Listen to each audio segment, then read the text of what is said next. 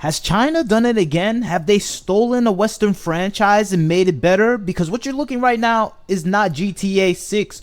Obviously, this is a completely different game from a Chinese developer, NetEase, that is based on a lot of the GTA aesthetic. And I think that's what we're seeing here with ANAnTA coming out from NetEase Games, a Chinese company that is practically copying what we just saw from the GTA 6 trailer and somehow made it absolutely better. And I think that's the thing people are saying about this trailer as they watch it and they compare it to the GTA trailer. They're thinking, this actually looks more fun and interesting, and they're making comparisons in so much so where they are seeing the stark differences in cultures that we see in China in comparison to what we're seeing in America, where a lot of the culture is sanitizing all the things we love, and especially things that are usually related to GTA games, the chaos, the debauchery, the unrestricted jokes. These are things being removed from a lot of culture in Hollywood, in the gaming industry, and people are looking at GTA 6 and thinking, oh, we might not get the game that we want, so let's look at these Chinese games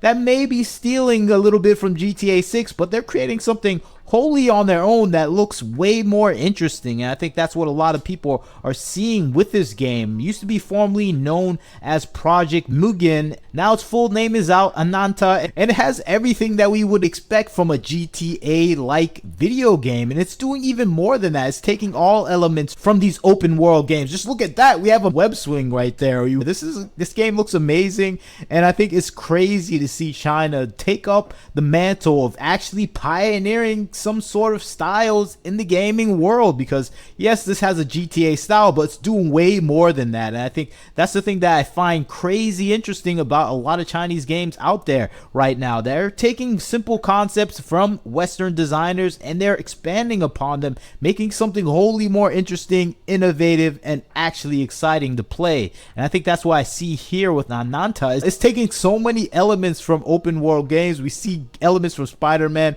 we see elements from GTA 6, we see elements from Persona, we see so much elements from a lot of games that have come out in the past, and they just smashed it together and it looks amazing and fun. And I think that's the thing people like about this trailer, and the comparisons that have come out with GTA 6 are valid. You just have to look at the GTA 6 trailer and the opening, how everything is directed. It really looks like they looked at the GTA 6 trailer and like, okay, we're gonna make a trailer like this. The game may not be like GTA 6, at least it's not found in the real world, but it's following a similar trailer style at least. And I think that is the comparison that we're seeing right now with a lot of gamers that looking at the trailer like, man, they try to copy the trailer. But of course, these are two completely different games when you just look at the wackiness of the other game. ANAnTA looks like it's complete fantasy. If you hear about the basic storyline, it's not based in the real world. And I think the comparisons that we're seeing with GTA 6 and ANAnTA are not one-to-one exactly, but it's showing the differences that we're seeing in the video gaming industry as a whole, where the focus is more on fun in ANAnTA, and this is more focused on realism, and that realism is spilling over to what's currently happening in the video game environment, where we're seeing a sanitization of the content and more than anything a feminization of the content. That's what people are talking about with GTA 6 and the main character being swapped out to be a female character, which is nothing too controversial. The people at Take-Two have already talked about this over a decade ago, the possibility of this happening, so that's not too much of a controversial thing to happen in this game. But I think what people are seeing overall in the video gaming industry with the content that is coming out, we have these shackles being assembled within these developers where they can't go as far as they used to go with the content that they produce. And I think we're seeing this specifically with Rockstar Games. As you look at their development team, you see that most dreaded photo op in the video gaming industry, that all-female photo op of a lot of the female developers working on these games. Because when you see that female photo op, it doesn't say that they're the only developers. Of course, there's male developers. This is mainly focused on just representing the female developers that are there. But when you see that photo op, you know a bad game is coming out from that studio, because it just shows the shift in focus at the studio itself. It's not about making good games, collaborating together. It's now about diversity politics and segmenting groups and dividing groups, and it's about gender, it's about racial issues, it's about things that have nothing to do with the game. So when you see this photo op from Rockstar Games of an all-female team right here, you're like, oh my goodness, the focus is not on the game anymore. And the same thing happened when people saw the all-female photo op of 343 Studios for Halo. We saw that, we knew Halo was doomed. And I think this happens throughout the industry with Riot Games, with a multitude of other studios. Of course, Ubisoft, we saw that dreaded photo op right there. We knew any Assassin's Creed game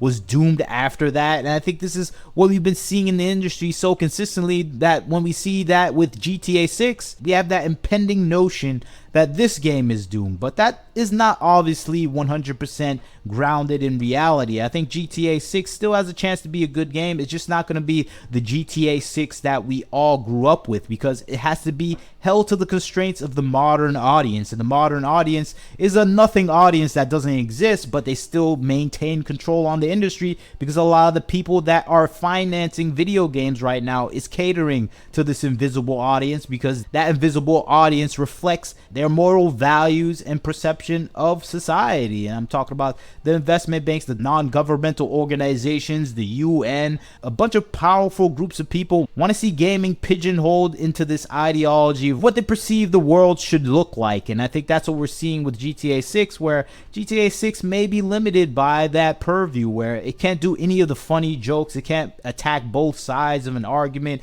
it can't be a parody of gender, racial issues anymore, it can't do anything that is beyond the scope of the constraints of that modern audience trend that is mainly focused on progressive ideological policies that focus on racial, gender issues, DEI, ESG, things that just don't matter to a gamer. I think we're not going to see an all-out focus on progressive values and just the modern day issues like LGBTQ issues and stuff like that that we see in the massive failures in the video gaming industry, like Star Wars Outlaws, like all these games that came out that are terrible. I don't think we're going to see a massive failure in that way with Rockstar and GTA 6. It's just going to be an empty game that is so constrained by those progressive values that it's not allowed to be funny anymore. And I think that's the thing that we'll see with GTA 6. But enough with GTA 6. What are we going to see with ANAnTA? I think we're just going to see a fun, exciting, and exhilarating game that is not constrained by anything. And even those constraints that are on it are nothing to do with American culturally. It's going to be more focused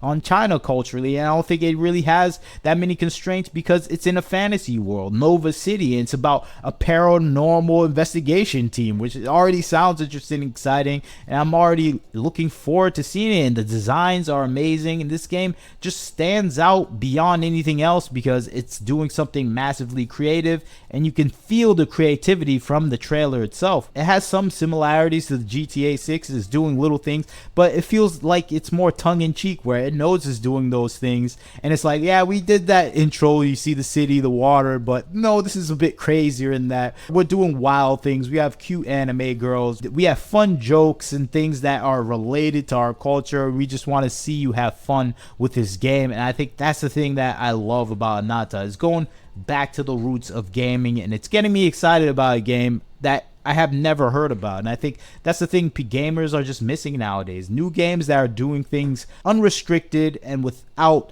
a bias for a modern audience, whatever that is, that we see in the Western world, that is too focused on reality and not on the fantasy. But I'm excited about this. I love seeing that Spider-Man scene. It was like, okay, they really know what they're doing. They're putting so many elements in there where it's obvious they're paying tribute to a bunch of Western games and they're doing their own thing. You even have the Men in Black scene right there. I think they put their glasses on, they have the bright lights.